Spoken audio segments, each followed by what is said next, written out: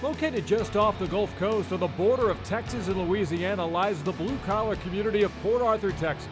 With a population of just over 50,000, it's a town that takes a lot of pride in legendary figures such as Jimmy Johnson and Todd Dodge.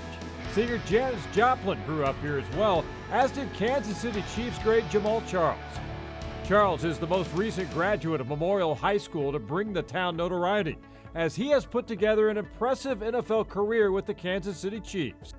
Current stars like Kerry Vincent Jr. look up to Charles, but he also looks up to his father, who starred at Texas A&M. I use him as competition. You know, my dad had a great career in track. You know, he had a great career in football, you know, being drafted to the Saints in '92. And, you know, I just use him as competition. I take every factor and every step and at every level, and I try to just outdo it. You know, in track in high school, you know, me winning a state championship as a junior in the 200, you know, it's something he didn't do. You know, me being named All-American at DB in high school, you know, that's something he didn't do. And it's those little things, and I'm just working.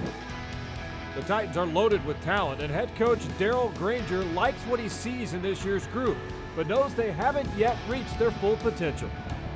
As of right now, I feel that we are going in the right direction, but I don't think we've met our full potential at this point during the season. Because the way we've been training is like a progression that I'm looking for throughout the season, and that we haven't reached that point where I feel where we need to be.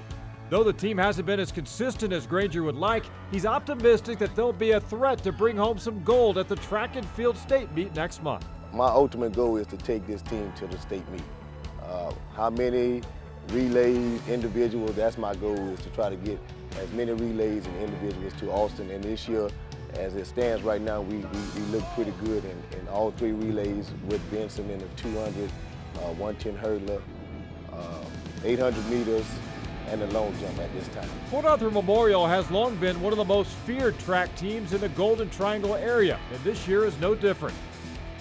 Though the names and faces have changed over the years, the tradition that's been built helps each competitor rise to the challenge of facing some of the top talent in the state.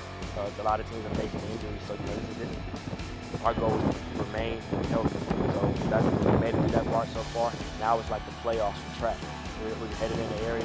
Now we got to have everything together. You're racing for time. You're racing to get in.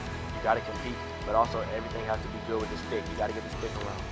One thing I try to instill in my team, either when I'm coaching football or track, I do ninth grade football, is that the 3 O's, and you can use them in life in any kind of way. You're always going to have opposition. You're still going to have an opportunity, and you're the only person can determine the outcome.